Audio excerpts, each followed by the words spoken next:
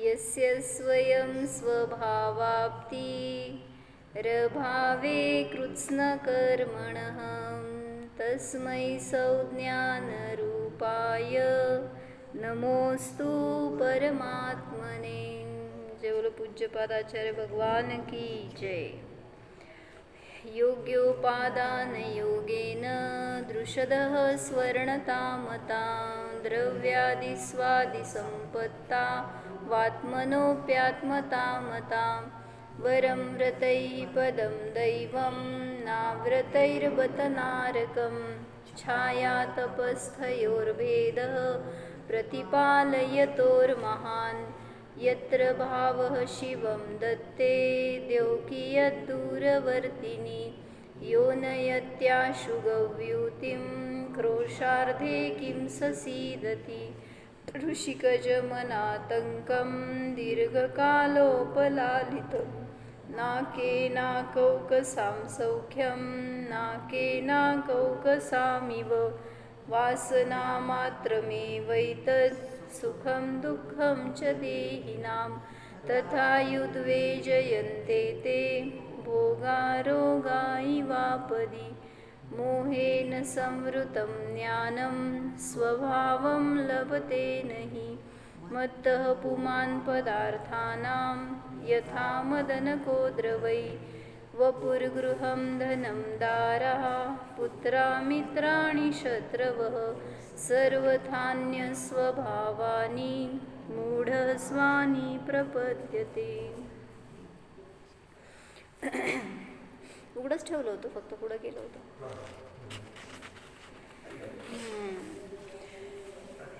जो मोही जीव आहे, मूढ जीव आहे, तो काय करतोय, जे काय त्याला प्राप्त झालेला परिग्रह आहे, संयोग आहे, शरीर आहे, त्याला माझं मानतो, मी मानतो, जे की सर्वथा अन्य स्वभाववाले आहेत, सर्वथा स्वतःपासून भिन्न आहेत, हे जाणीव होतीये, दिसतंय, तरी सुद्धा त्याला माझं मानतो आणि त्यामध्ये मोही होतो, दुःखी होतो.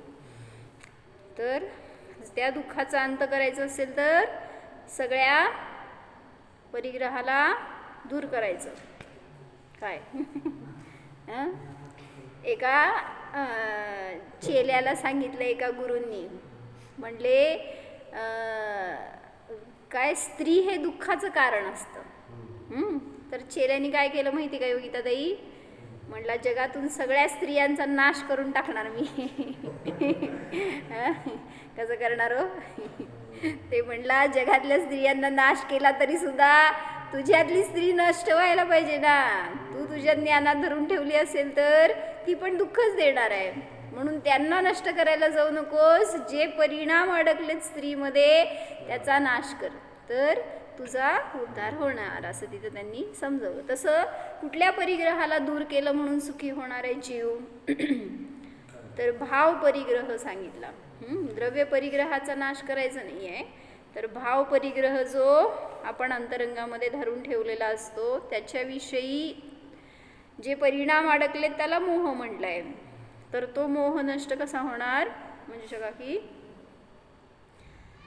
त्या मोहाचा नाश कसा होणार, जेव्हा मी निष्परिग्रही आहे, मी परिपूर्ण आहे हे जाणणार, त्यावेळेस तिथं मला त्या परद्रव्याची परपरिग्रहाची अपेक्षा राहणार नाही.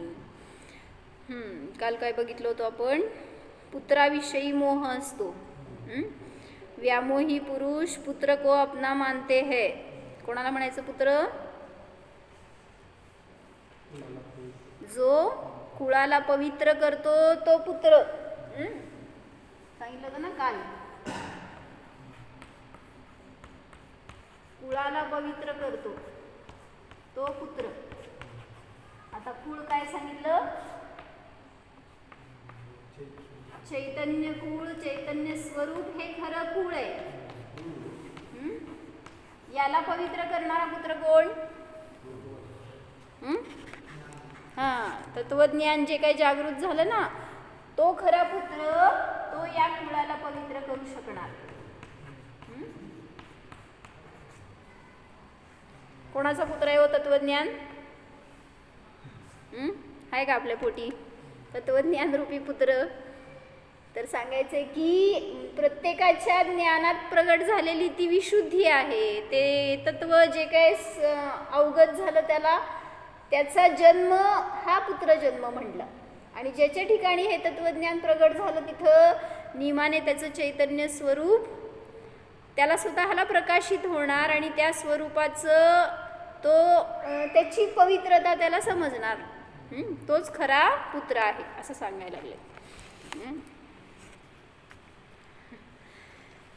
जो कुल को बढ़ाए पवित्र करे उसे पुत्र कहते हैं. इस आत्मा का वंश है चैतन्य स्वरूप. काल सांगितलं ना कुळ कशाला म्हणलं. कुळ आणि जातीमध्ये काय फरक आहे. आईच्या आईला आईच्या वंशाला म्हणायचं जाती आणि वडिलांच्या वंशाला म्हणायचं कुळ. तर असं ओळख करण्यासाठी सांगितलं जातं. ॲक्च्युली ते आईची जाती पण तिच्या अपेक्षेने कुळच आहे. ते म्हणजे ती जिथे जन्मली तिच्या अपेक्षेने ते कुळ आहे तिच्यासाठी आणि तिच्या पुन्हा आईचं जे घेणार ते तिची जाती घेणार असं. तर उत्कृष्ट कुळामध्ये उत्कृष्ट जातीमध्ये जन्मण्यासाठी त्या प्रकारचं उत्कृष्ट पुण्य कारण असतं. म्हणून सांगितलं किती प्रकारचे कुळ. 199 लक्ष कोटी इतके कुळ आहे ते कुळ. त्याच्यामध्ये आपलं कुळ कुठलं. चैतन्य कुळ. 199 कोटी कुळ नाही आहेत मग चैतन्याचे. म्हणजे महावीर स्वामी कुठल्या कुळाचे ते सांगितलं जातं ना. इक्ष्वाकु वंश. मग ते वंश म्हणजे त्यांचं कुळ होतं. बरं ठीक आहे. मला काय कुठल्या कुळाला दोष द्यायचा नाही आहे. फक्त सांगायचं त्यांना की खरं कुळ कुठलं आहे. हे शरीराचं कुळ ते माझं कुळ नाही आहे. असे किती शरीर धारण केले असे किती कुळांमध्ये जन्ममरण केलं पण कल्याण झालं नाही. म्हणून सांगतायत आता काय करावं. खरं कुळ कुठलं आहे हे जाणा तर कुठल्याही भवात गेला तरी सुद्धा ते कुळ नष्ट होणार नाही बदलणार नाही. त्याच्यामध्ये घात होणार नाही किंवा ते निकृष्ट मिळणार नाही. ज्याला चैतन्य स्वरूप कळालं ज्याला ते कुळ मिळालं तर नियमाने त्याचा उद्धार होणारच. आता योनी किती असतात. 84 लाख योनी. कशाला म्हणायचो. जन्मस्थान. एवढे म्हणजे घेतलंय ना त्याला. आहे का हो. सगळ्यांना ज्ञात आहे. 84 लाख योनी काढल्या होत्या एकदा आपण. आहे का लक्षात. एकेंद्रियापासून पंचेंद्रियापर्यंत सगळ्यांचे मिळून 84 लाख योनी आहेत. सांगा चला पटकन. 84 लाख वेळा पुस्तकं काढावी लागतील का. पानं पलटावी लागतील. 10 लाख 10 लाख पृथ्वी काय. करेक्ट. 10 लाख. थांबा पृथ्वी काही. पुढं 7 7 7 किती 4 वेळा ना. 4 वेळा ना. 7 लाखाच्या 7 पृथ्वी जल काय अग्नी काय वायू. पृथ्वी झाली की जलकायिक अग्निकायिक वायुकायिक आणि वनस्पती. वनस्पती काही नाहीये त्याच्यात त्यामुळे 3च घ्यायला. वनस्पती 10 लाख पृथ्वी काहीक नाही आहेत मग वनस्पती काही आहेत ना. 10 लाख वनस्पती काय. मग तुम्ही चुकायला लागलाय आणि मला चुकवायला लागलाय. वनस्पती काहीचे 10 लाख आहेत. कल्याण आलोचना आहे का तुमच्या समोर. त्यात असलं तर काढा. त्यात आहे माझ्यासमोर नाही आहे आता. त्यात एक श्लोक आहे त्यात त्यांनी घेतलं त्या योनी किती असतात ते. तर ह्याच्यात कोण आलं. पृथ्वीकायिक जलकायिक आणि वायुकायिक आणि अग्निकायिक. 7 लाख. आणि देव आणि नर 4 लाख.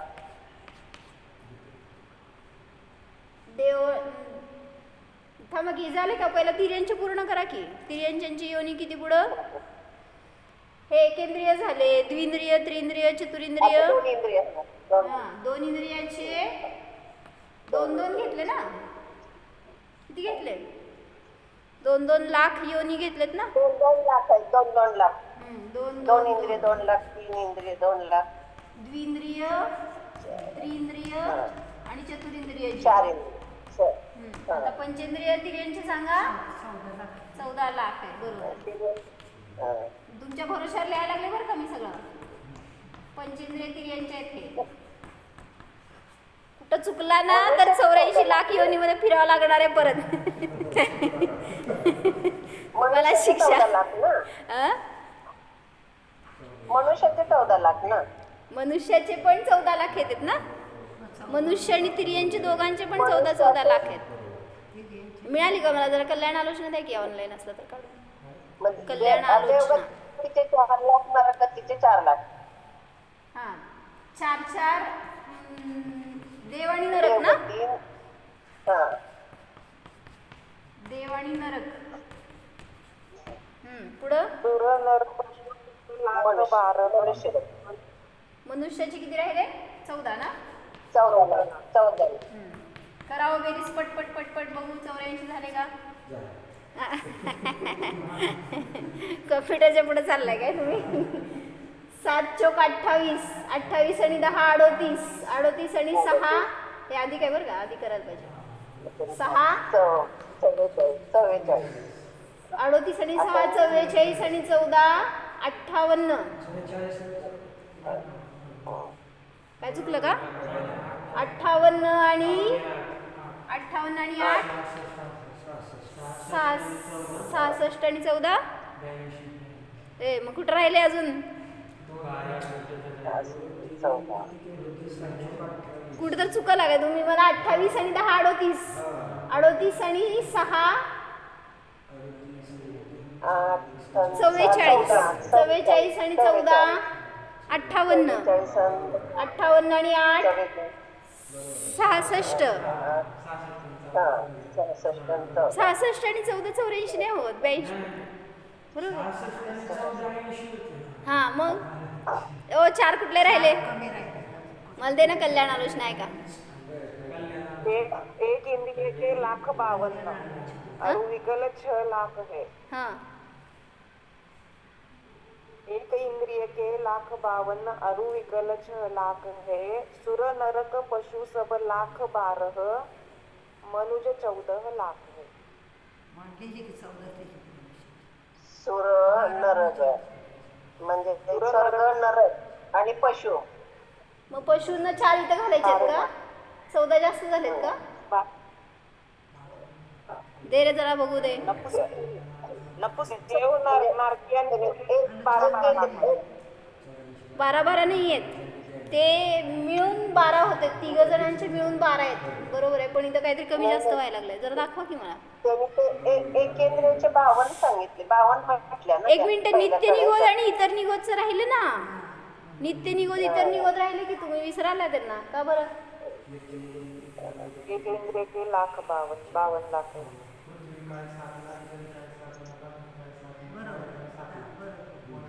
52.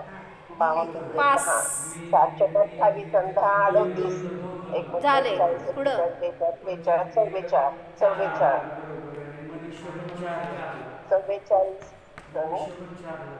पुढं. मनुष्य 4 लाख नाही आहे. 14 लाख. कुठलं चुकीचं काढून ठेवलं भैया.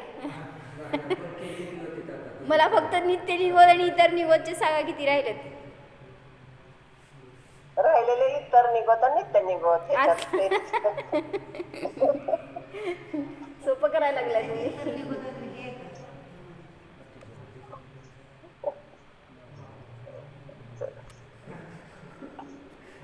तुम्ही मला PDF काढून द्या ना कल्याण आलोचनाचं. मी आता काय तुम्हाला फोटो टाकू का नाही? मला नाही बघायला येत ते ऑनलाईन. 24 ठाण्यात आहेत सगळे. 24 ठाण्यामध्ये. आता कुठनं आणू 24 ठाणा?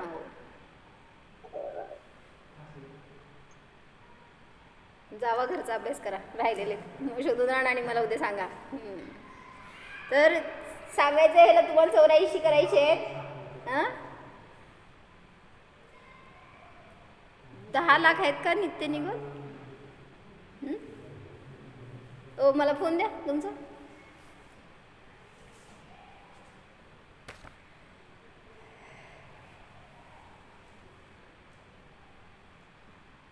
राहू देत, मी उद्या सांगते बघून तुम्हाला. नाहीतर तुम्ही शोधा आणि मला सांगा उद्या. तुम्हाला एकूण करायचे 84 लाख योनी आहेत ह्या.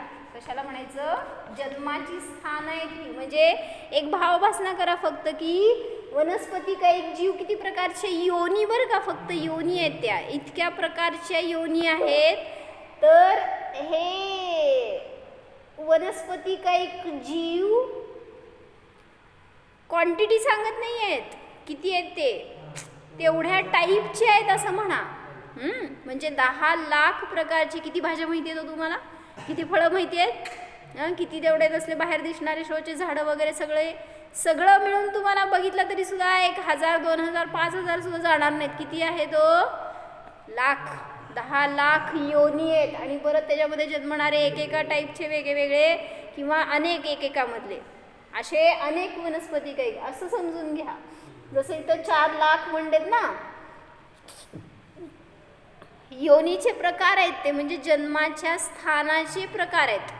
जसं उष्ण योनी, शीत योनी वगैरे, उभय का मिक्स योनी, असं काय काय घेतलेले आहेत ते, मिश्र योनी वगैरे, सचित्त योनी, अचित्त योनी, मिश्र योनी, संवृत्त वगैरे अशा प्रकारच्या वेगवेगळ्या योनी आहेत. तशा टाईपमध्ये जिथं जन्म झाला त्यावरून ते वेगवेगळे काउंट केले गेले. असे किती टाईपमध्ये आपण जन्ममरण केलंय? 84 लाख योनींमध्ये असं सांगितलं जातं. म्हणून म्हणजे नुसतं जन्म नाही तर जन्मलो आणि मेलो अशा अनेक वेळा आपण जन्ममरण केलेत. पण तरीसुद्धा अजून त्या जन्ममरणाला थकलो नाही. म्हणून एक छान काय वाक्य ऐकलं मी आत्ता की माता असती ती जन्म देती, पण जिनवाणी माता जन्माचा नाश करती. कोण चांगली हो?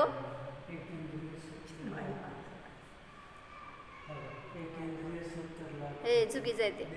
आम्हाला सगळं मिळून 84 करायचे, तू एकेंद्रियातच 70 घातल्यावर काय करायचं? नको, मी बघते उद्या.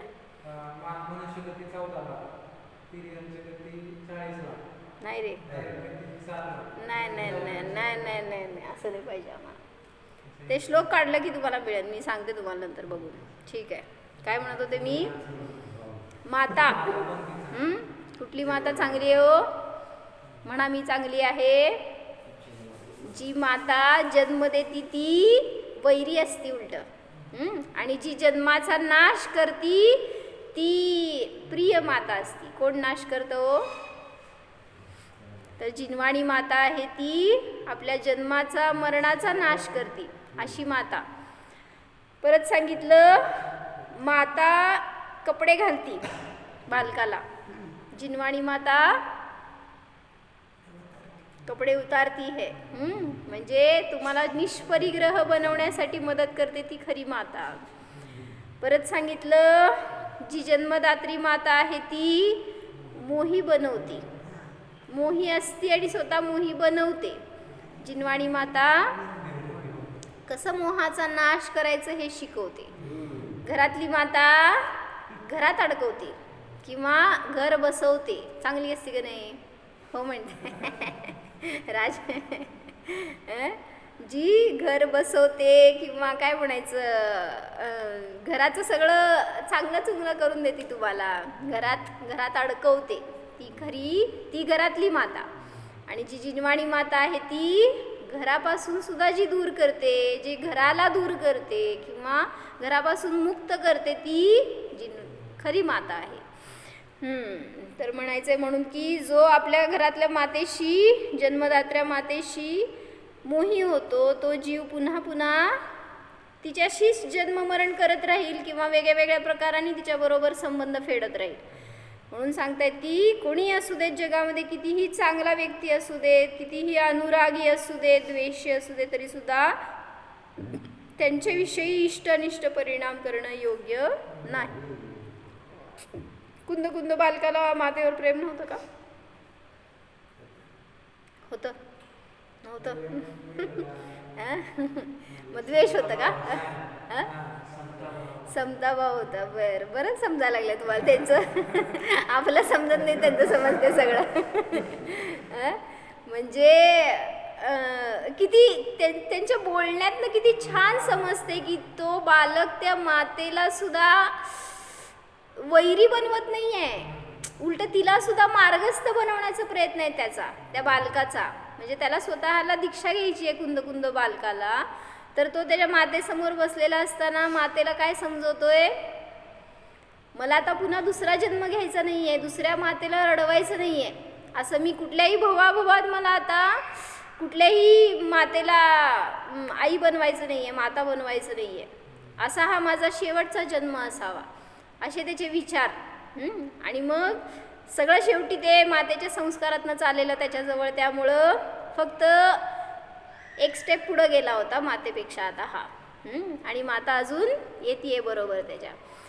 तर अशी माता असावी किंवा असे आपले विचार असावेत. काय म्हणताय? सांगू का 84 लाख योनिया? सांगताय का? सांगा. नित्य निगोट 7 लाख, उत्तर निगोट 7 लाख, राईट, हे राईट. टाईप 7 लाख. नित्य निगोट 7 लाख आहे, इतर निगोट 7 लाख. बरोबर पृथ्वी जलकायिक, अग्निकायिक आणि वायुकायिक 7 लाख आहे. बरोबर.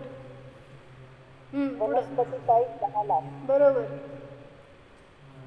नंतर द्विइंद्रिय, तीइंद्रिय आणि चौइंद्रिय, पंचेंद्रिय 2 लाख. पंचेंद्रिय 2 लाख नाही आहे. हे बोजावं किती झाले? पंचेंद्रिय, असंज्ञी पंचेंद्रिय. बर, पुढं लिहिलं नाही. पुढं सांगा तुम्ही. 4 लाख. हां, तिरेचे 4 लाख. किरियांचे 4 लाख. नारद 4 लाख. पुढं नारद 4 लाख. नारकी 4 लाख. नारद 4 लाख. देव 4 लाख. हां, बरोबर. जरा जोरात बोला, तुमचा आवाज येईना. सूर्यांचे 4 लाख, नारकी 4 लाख, देव 4 लाख आणि मनुष्य 14 लाख. एक्स्ट्रा झाले का? बरोबर आहे, बरोबर आहे. बरोबर आहे. हे बघा इथं किती झाले? 7 चोक 28, 38, 39, 40, 44, 44 आणि 14. आता मला करू दे ना, 44 आणि 14 किती झाले? 58. 58 आणि 10 68 आणि 2 70 84. बास की, आता काय आहे? बरोबर झाले म्हणा. म्हणजे इतक्या प्रकारचे योनी आहेत. समजून घ्यायला इतकं कष्ट झालंय, जन्ममरण करायला किती कष्ट केलेत आपण त्याच्यामध्ये, तरी पण बाहेर पडलो नाही. कारण त्याच्यामध्येच आनंद मानलाय, पुन्हा पुन्हा जन्ममरण केलंय, त्यामुळं त्याच योनीमध्ये पुन्हा गेलो आलो हेच केलंय, परिभ्रमण. म्हणून सांगतायत आता काय करा, या सगळ्या 84 लाख योनींचा नाश कोण केला हो? हां, जे कोणी सिद्ध बनले, जे कोणी अरिहंत बनले, जाऊ दे, जे कोणी क्षपक श्रेणी 8व्या गुणसालाला मांडले ना, सगळ्या योनींचा त्यांच्या भविष्यात अभाव झाला, त्यांनी नाश केला. वर्तमानात जे आहे ना तेच फक्त त्यांचं शरीर आहे, याच्या पुढं ते जन्ममरण करणार नाहीत. म्हणून सांगतायत अशी विशुद्धी, असं पुरुषार्थ कुठं होणार आहे? इथं आत्ता वर्तमान भावामध्ये जे काय मिळालेलं शरीर आहे, या शरीराच्या द्वारे तुम्ही पुरुषार्थ करा, तर पुन्हा शरीर मिळणार नाहीत, असं काहीतरी घडेल तुमच्याकडून. म्हणजे म्हणायचंय की आपण एका शरीराला चांगलं म्हटलं तर, एक वाक्य छान वाचलं होतं मी, काय हां मध्ये सांगितलं होतं ना, ज्याला तीव्र पापाचा उदय असतो त्याला शरीराच्या विषयी मोह असतो. शरीराच्या विषयी म्हणजे शरीर सुंदर, चांगलं, निरोगी हे भाव असतात. काय कळलं? शरीराविषयी आकर्षण असतं म्हणा स्वतःच्याच. ज्याला तीव्र मोहाचा, तीव्र कषायाचा, तीव्र कर्मांचा उदय असतो, पापाचा उदय असतो, हे घेतलं. ज्याला तीव्र पापाचा उदय असतो तो शरीरामध्ये मोही होतो. कोण कोण मोही आहे इथं? थंडी कोणाला वाजली हो? कोणाला गरमी वाली? म्हणजे आसक्ती मोह नको असा की या शरीराला मला जपायचंय, ह्याचं सगळं चांगलं राहावं, हे चांगलं म्हणून मी चांगला, हे जिथं राहिली ना भावना, तर तिथं शरीरामध्ये तर अडकला जीव. मग असं एका शरीराविषयी प्रीती केली तर अशा किती लाख योनींमध्ये जन्ममरण झालं. प्रत्येक गतीमध्ये गेलो तर त्या गतीमध्ये इतक्या वेळा जन्ममरण झालं. जाऊ दे, ह्यांचं तुम्हाला लई कळत नसेल, पण हा बसलाय ना इथं, कोण आहे हो? नारकी. किती आहे तो? त्याच्या पण 4 लाख योनी आहेत. म्हणजे तिथं सुद्धा जन्ममरण करून आलोय या मोहाचं फळ. म्हणजे तिथं तर किती किती भयंकर उदय आहेत. वेगळ्या वेगळ्या प्रकारच्या. एकच फक्त सांगितलं की त्यांनी वरून डोकं आपटतंय खाली, तर एका स्पर्शामध्ये लाख विंचूंचा स्पर्श आहे, विंचूंच्या दंशाचा अनुभव आहे. तर अशा वेगळ्या वेगळ्या ते उष्ण योनी, आणि अति खाली तर खाली उष्णता आहे का थंडी आहे? खाली गेल्यावर काय आठवत नाही म्हणून चांगलं आहे असं म्हणतात. 6व्या 7व्या नरकात थंड आहे खूप. हा ना. आता कुठल्या नरकात आहे हो तुम्ही? आता नरकात असल्यासारखं आपण थंडीने कुडकुडायला लागलोय. खाली थंडी वाढत जाते का? नाही नाही, खाली थंडी वाढत जाते, कारण उष्णतेत जगू शकतो जीव, पण थंडीचं काय म्हणायचं, दुःख सहन करू शकत नाही. इतकं महान दुःख खाली वाढत जावं म्हणून तिथं खालच्या साईडला जास्त टेम्परेचर कमी होत जाते. म्हणजे डिसेंबरमध्ये आलो तर जानेवारीमध्ये नरक वर चढत जायचं. आणि म्हणजे असं पाप सांगायचंय रे, काय म्हणायचंय, जानेवारीपासून पाप कमी करता काय, आणि डिसेंबरकडे येत असताना पाप वाढतंय काय तुमचं? 31 डिसेंबरला 7व्या नरकात कराय म्हणत, रात्री 12 वाजता तिथंच जन्मणार आहे. म्हणजे असं महान पाप करतो हा जीव, आणि मग पुन्हा पुन्हा दुःख भोगत राहतो. म्हणून शरीराचा मला मोह नको, एवढे तर संस्कार करा. जे काय आजपर्यंत केलंय ते चुकीचं झालंय, पण आता पुन्हा या शरीराला मला प्राप्त करायचं नाही. म्हणून मी एक मस्त गोष्ट ऐकते, पण अजून अर्धवट झाली आहे माझी. जे चक्रवर्ती होता ना, भरत चक्रवर्ती, त्याचे 923 मुलं. मी ऐकली तेवढी सांगते पाहिजे तुम्हाला, मलाच सांगायची इच्छा आहे, तुम्हाला ऐकायची नाही. तर त्याच्यामध्ये त्या 923 मुलं जी जन्मली ना, नित्यनिगोदातनं बाहेर आली, तर त्यांनी एक तर्क काय सांगितला, तुम्ही काय म्हणता? नित्यनिगोदातून आली आणि भरत चक्रवर्तीची मुलं झाली. शिल्पा भाभी उत्तर द्या. तर असं कोणी होऊ शकतं का? नित्यनिगोदातून आली आणि डायरेक्ट चक्रवर्तीची मुलं, आम्ही इथं बसलो यामध्ये. ते दोन्ही इंद्रिय घातली ना नंतर, दोन इंद्रिय त्याच्यासाठी तर्क दिलाय हो त्यांनी. का बरं असं मध्ये तो भाव का घेतला? तेच 2 इंद्रिय झाले ना, नित्य निगोदातून आले, होऊ शकत नाहीत असं नाही, होऊ शकतात. नित्य निगोदातून येऊन कोणी जीव मनुष्य होऊ शकतो, नाही असं नाही, होऊ शकतो. काय पॉसिबिलिटी आहे त्याची, काय काय काय कारण नाही. पण इथं सांगितलं गेलं एकेका आचार्यांच्या द्वारे की ते 923 पुत्र नित्य निगोदातून आले, 2 इंद्रिय झाले, इंद्रगोप नावाचे. म्हणजे असं काय आळीसारखे टाईप समजून घ्या, काय म्हणायचं, अर्थवम वगैरे टाईप, पैसा असले बंचवाले जीव एकत्र. पावसाळ्यात असे पुंजके असतात आळ्यांचे, खूप असं झाडांखाली लाल आळ्या. बरोबर. तर अशा 2 इंद्रिय जीवांमध्ये जन्मले, आणि तिथून येऊन भरत चक्रवर्तीची मुलं झाली. कुठं जन्मली होती? काय मंदिराच्या कुठं तर एरियामध्ये जन्मली असतील का? मनच नाही आहे. कुठेही जन्मा, कुठेही मरा, ते उपदेश कानावर पडलं, देवदर्शन झालं, जे देवाच्या अंगावर जरी जन्मले असतील तरी सुद्धा, त्या प्रतिमेच्या तरी सुद्धा काय त्याचं, मग कसं काय चक्रवर्तीची मुलं झाली? तू का नाही झाला भैया? होणार? हे देवा, आम्ही इथं जन्माचा नाश करा म्हणून सांगतो, तुम्हाला चक्रवर्तीचं पडलंय. तर त्यांनी त्यात एक तर्क लावलाय. काय म्हणले? किती जीव नित्य निगोदातून बाहेर पडतात, किती समयात? 600 कमी करताय कमी करताय 6 महिने 8 समयात 608 जीव नित्य निगोदातून बाहेर पडतात. 6 महिने 8 समयात बरं का, नाही जर पडले तर शेवटच्या 8 समयामध्ये पडतात असं सांगितलं गेलं. काय कळालंय? 1 मिनिट. 6 महिने 8 समयात 608 जीव नित्य निगोदातून बाहेर पडतात. जर नाहीच पडले 6 महिन्यामध्ये तर शेवटच्या 8 समयामध्ये सगळे पडतात बाहेर. मग हे 923 कुठं आले हो? 608 कुठं, 923 कुठं? तर म्हणून त्यांनी एक तर्क लावलाय की सगळे एकत्र आले नाही आहेत, पण सगळे एकत्र जन्मलेत तिथं. म्हणजे ते निगोदातून बाहेर आले, पण आले असतील वेगळ्या टाईमला आणि इकडं जन्मले. कुठं? भरताच्या पोटी जन्मले त्यावेळेस तिथं ते 923 जन्मले. तर असू देत, त्यांचं बघू आपण, गोष्ट पूर्ण बघू आपण नंतर. मला महाराजांचं थोडंसं वाचायचं. म्हणजे असं आहे की हे 608 समयामध्ये 608 जन्मले आणि दुसरा जो समय चालू होतो 608 याचा म्हणजे 6 महिने 8 समय, मग त्या पहिल्या ह्याच्यातच परत 608 जन्मले.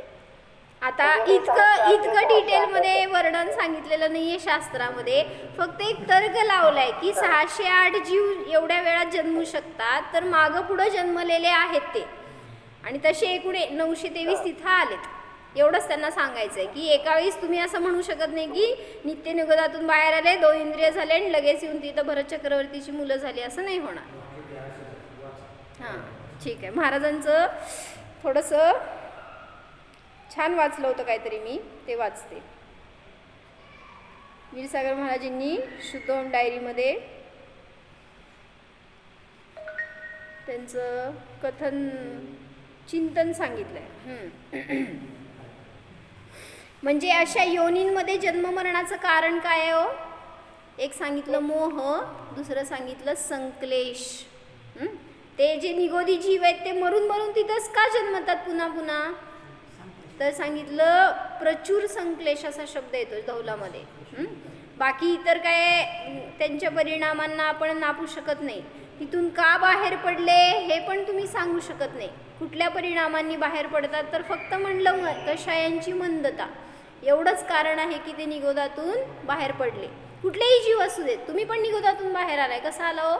म्हणू शका की कोणाला माहिती?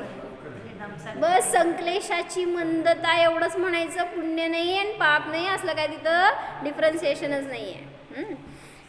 तर इथं विचारला प्रश्न एकांनी महाराजजींना, वीरसागर महाराजजींना, असेल शुद्धोम डायरी तर 73 पानावर आहे. एकाने प्रश्न केला, संक्लेश परिणाम होतात व भय वाटते, काय करावे? उत्तर द्या. महाराजांचे शिष्य तुम्ही सगळे. संक्लेश परिणाम होतात आणि भय वाटते तर काय करावे, असं महाराजांना एकाने विचारलंय. जाणायचं. सोपं उत्तर आहे, पण त्याचा भाव वासना करून सांगा. म्हणजे नुसतं म्हणण्यात अर्थ नाही आहे हो. तुम्हाला संक्लेश झाल्यावर कधी जाणलंय का हो तुम्ही? म्हणून सांगतायत महाराजजी. काय महाराजजींनी स्वतः प्रॅक्टिकल केल्यावर मग उत्तरं दिली आहेत बरं का, जी काय दिली आहेत ती सगळ्यांना. कोणी विचारलं संक्लेश होतात, भय वाटते, काय करावे? महाराजजींनी उत्तर दिलं, आत्मानुभव घ्या. नाही ते जमत तर ध्रुवाचे चिंतवन करा. ध्रुव स्वभावाचे चिंतवन करा, कारण तुम्हाला उपयोग डायव्हर्ट केल्याशिवाय कशाय बदलणार नाहीत. तुम्ही पुन्हा पुन्हा विचार कशाचं करताय हो? इतके संक्लेश झाले, का झाले, काय करू, कसं नष्ट होणार, किती दुःख आहे. म्हणजे काय केलं हो? अनेक पर्यायामध्ये त्या संक्लेशांनाच पुन्हा पुन्हा चिंतनामध्ये घेतलं, पुन्हा तेच उदय येणार.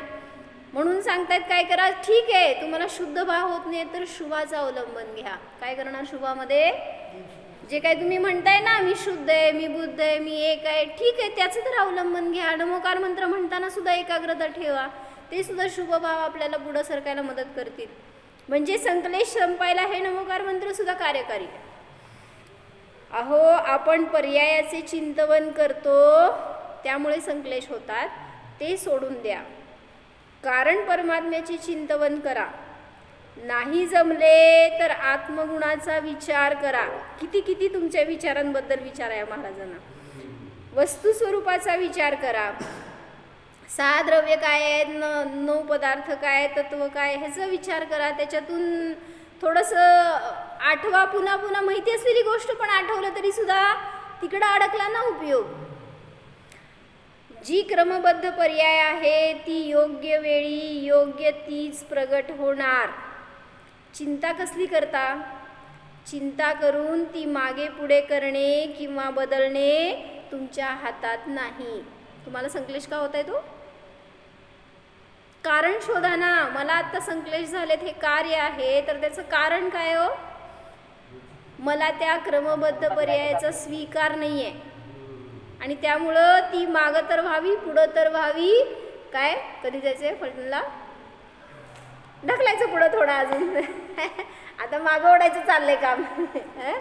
म्हणजे आपण काय करतोय हो? त्या पर्यायाला ती आत्ता का आली, आत्ता नको, ही बदलावी, हे विचार आहेत ना सगळे. या विचारांनी संक्लेश आहेत तुम्हाला. म्हणजेच तुम्ही काय करताय? भगवंतांच्या वाणीचा अनादर करताय, म्हणून तुम्हाला चिंता, भय, आकुलता, संक्लेश होतात.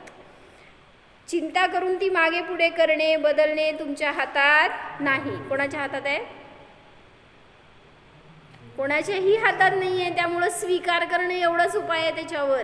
कुठलीही पर्याय कधी जन्माला आली आहे, जशी होणार आहे ना तशीच होणार आहे. तेव्हा वर्तमान समयात ध्रुव शुद्ध आत्म्याला ज्ञेय बनवा. नाही जमले तर पंचपरमेष्ठींचे स्मरण करा, जप करा. आत्माच अरिहंत आहे, आत्माच सिद्ध आहे. विचार तर होतोय का तसा आपल्याला? ते अरिहंत, ते सिद्ध नाही. मी अरिहंत आहे, संस्कार तर करा ना. मी अरिहंत आहे, मी सिद्ध आहे, मी आचार्य आहे, मी उपाध्याय आहे. मग मला संक्लेश करणं योग्य आहे का हो? ते करतायत का? मी सिद्ध आहे म्हणायचं आणि इकडं क्रोध करायचा, चालणार आहे का? म्हणजे सहज क्रोध विरघळला की नाही त्या परिणामात. आत्माच उपाध्याय, आत्माच साधू आहे. स्तुती स्तोत्र म्हणा, स्वाध्याय करा, चर्चा करा. प्रत्येक समयात पर्याय बदलते. संक्लेश कुठं राहिले? संक्लेश व्हायला लागले ना, एकाला पकडायचं आणि चर्चा करायची. कसं करणार?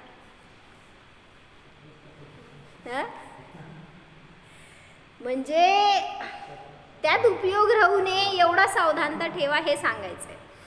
निषेक उदयाला येतील व निघून जातील. नियमाने त्याचा काळ आहे हो, अंतर्मुहूर्त काळ आहे ना. क्रोध संपणारच आहे. ते कशा आहे? ते संक्लेश संपणारच आहेत.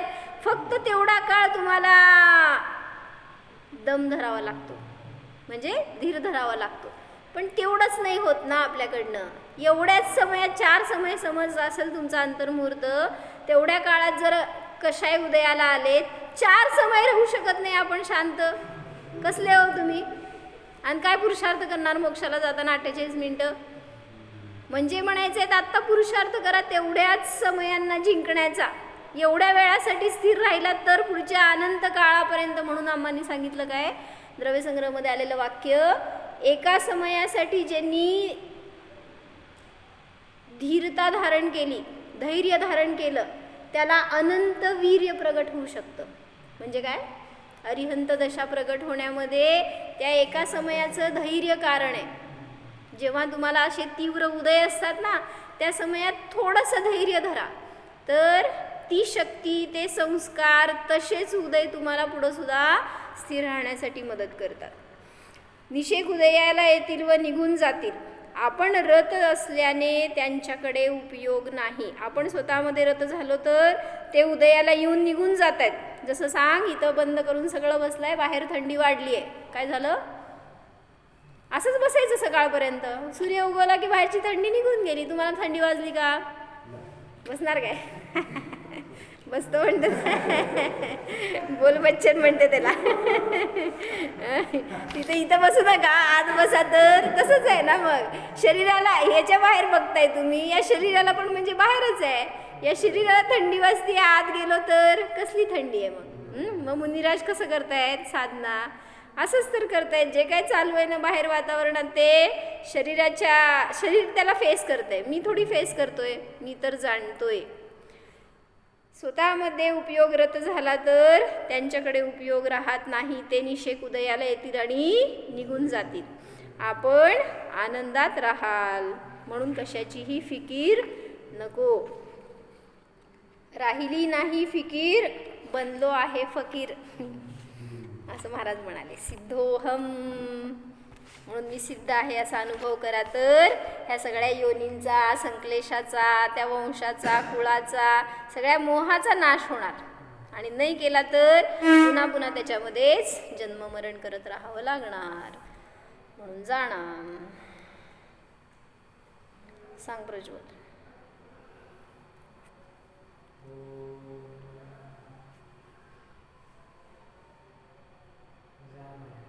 जोरात अजून.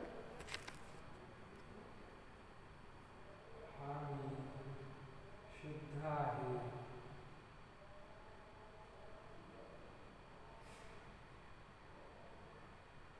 मी सर्व संक्लेशांपासून भिन्न मात्र जाणणाराच आहे.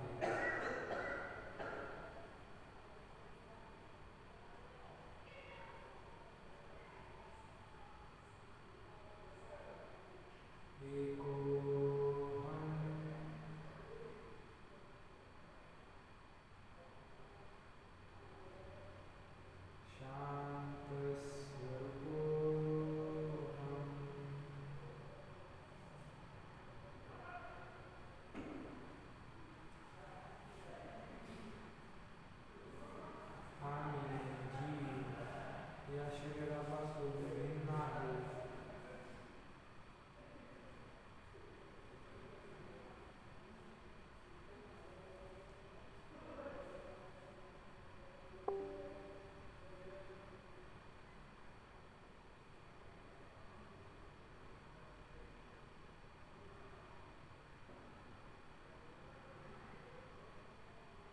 आम्ही जन्ममरणापासून रहित आहे.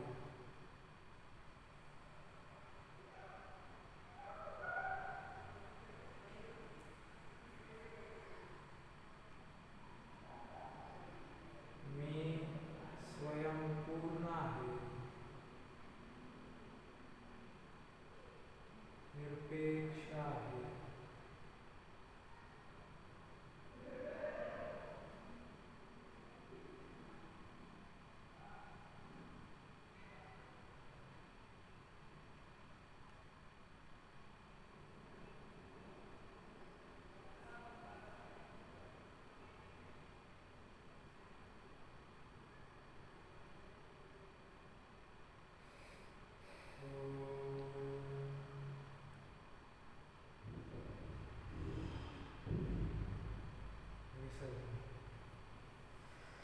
नमो